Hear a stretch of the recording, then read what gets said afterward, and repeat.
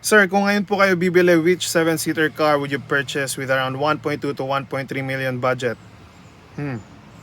So after learning about all the other 7-seaters in the segment, right, it made me rethink if really could I have just chosen another brand other than the Toyota Veloz. So the 7-seater segment is really jam-packed with a lot of great options, and after the top 10 comparison natin, it boils down to 4 for me. And yan nga, si Ertiga, si Rush, Expander, tsaka si Veloz. Focus na lang tayo sa top 2 because I believe that Rush tsaka Ertiga medyo behind na talaga sila sa features, honestly, for me. So it's very ironic because the Expander has the highest ground clearance in the segment and Veloz has one of the lowest.